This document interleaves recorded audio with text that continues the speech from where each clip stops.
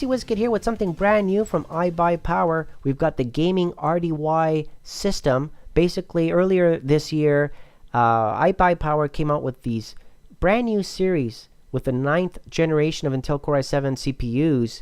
This one here is using tempered glass. A lot of them do because of the quality and components that they put together. They build these great looking systems. This one's part of the Elite series. Great components combination here. They really put some thought into making sure that everything is working and gelling really well so that we get the best results. So for example, along with that 9700K, we've got 16 gigs of memory running there, the 3000 megahertz, along with the MSI Armor RTX 2070. That's 8 GB of GDDR6 memory, VR ready, yes. 2 storage devices, 1 SSD and 1 regular drive. Comes bundled with Battlefield 5. Let's play that. And MSI Z390A Pro with Wi-Fi motherboard. Great board for overclocking. I made a part 2 video with overclocking this system because this board can do it. They stand behind their product with 3 years warranty. I mean, more than enough power here. More than enough to keep you going for a long time. And in the box, we're going to take all this out, put it together, and show you what we've got. So, starting off here with this little bundle, we've got a nice spill-resistant keyboard, your gaming keyboard for those long hours of gaming in case you spill your drink. You're still good to go. Keep on trucking. And of course, along with these customized keyboard and mouse combo, the mouse, by the way, is the Zeus E2. It's a nice optical mouse with some multicolored lighting, kind of RGB matching to what you can set things up in your case. And along with the driver CD, you also have the Windows reinstallation DVD in case you need that, so it's there. And what's this, you say? Well, this little guy here allows you to control your RGB lighting. That's right. Inside of this system, we can have things set up to your liking. And I'm going to show you that. Okay, we're going to set this up in just a moment. Along with that, we have the 2 Wi-Fi antennas. Very easy. They just screw in at the back. 2 seconds and you're good to go. And along with that, you also have the power cable. That's pretty much it. Now, always, when you get these cases, they come very nicely wrapped, bundled, instructions, everything protected. You know, that front glossy front bezel looks great. When you take out that, you're going to see what I'm talking about in just a moment. And, you know, the tempered glass is a beauty to see. Again, be very careful, but it looks great. Strong construction. And at the back, everything is labeled and ready to go. I took out the glass there for a second, and by the way, it's on both sides, the glass. They're identical. And if you take out the glass on the other side, you can see the power supply, and there it is, just so you can see what I'm talking about. The Thermaltake 600 watt 80 plus gold efficiency PSU. Very good. More than enough power for this machine, I tell you. Definitely going to do some overclocking here with this.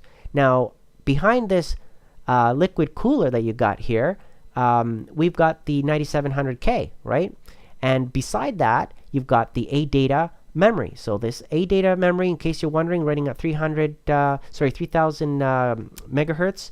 And the MSI Armor RTX 2070 is very nice, cool and quiet, purrs along and gives you that extra power with 3 display ports, 1 HDMI, and the Type-C there. You're good to go with your 4K gaming. I prefer to run things on 2K because, you know, I like a smaller size screen in front of me. There's the storage, the SSD, and also on the other side of the case, you've got this 1 terabyte drive.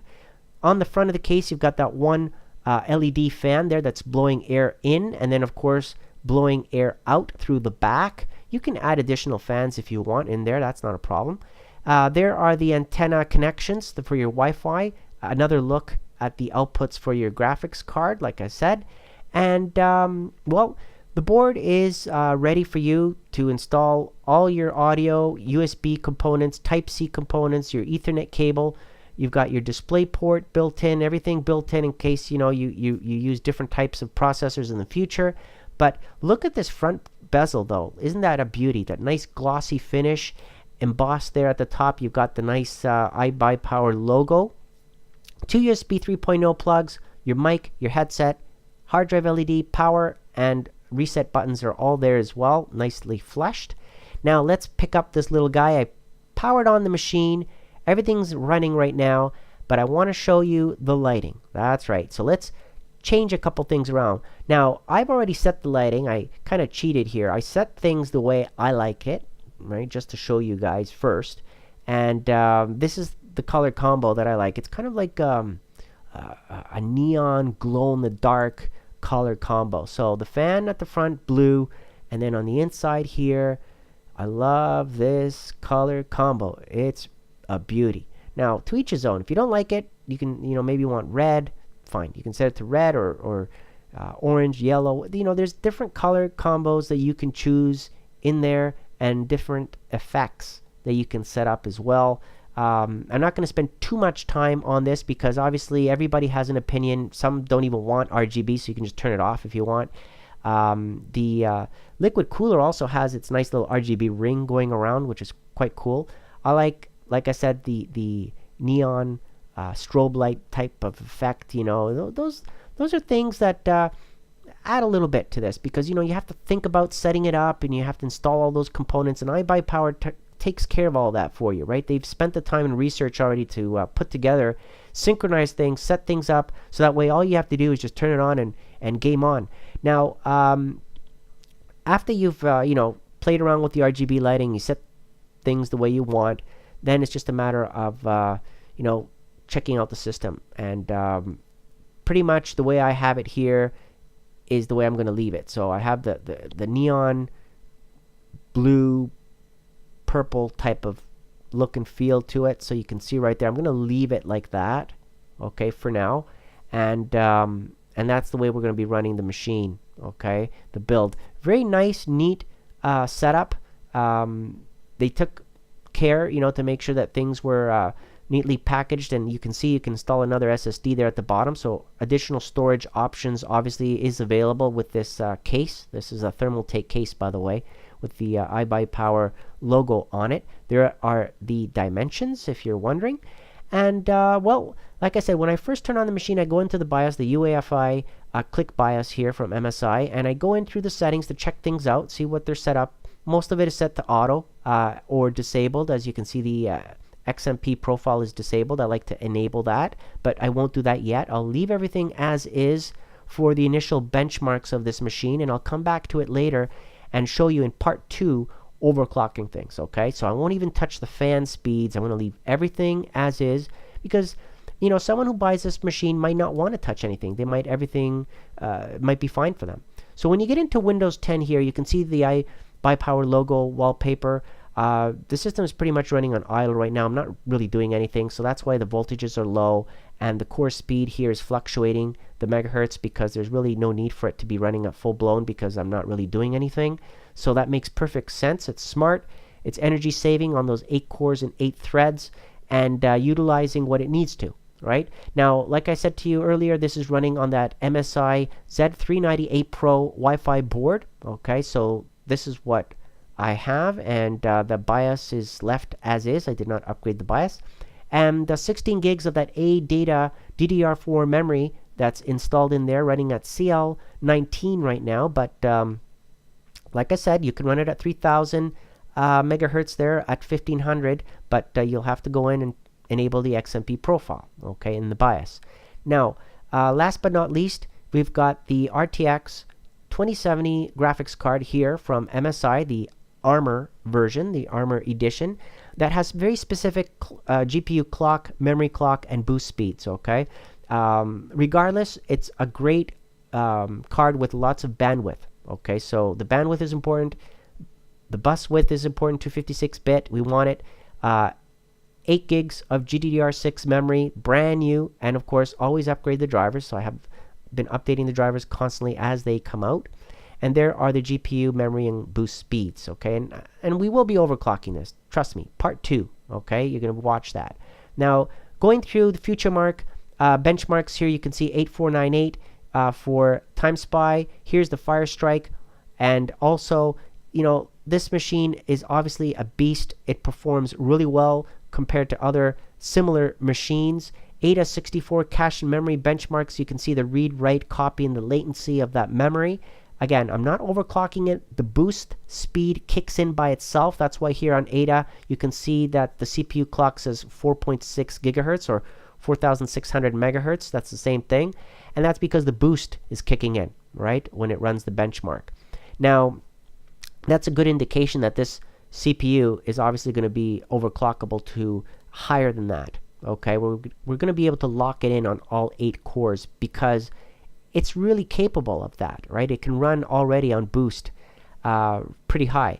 Now, the benchmark scores here for the Passmark rating showed that this CPU, the way it came configured, is higher than a default 9700K, which is really impressive. So the iBuyPower machine running a 2070 RTX is actually running better than other 2070s. So obviously they've done a great job tweaking, figuring out which components work well. The MSI board and card work really well together. Cinebench also is showing some great results here on the OpenGL and CPU results. Storage speeds, again, about 440 megs per second on the right, 555 megs per second on the sequential read. Okay, it depends on, of course, what you're doing.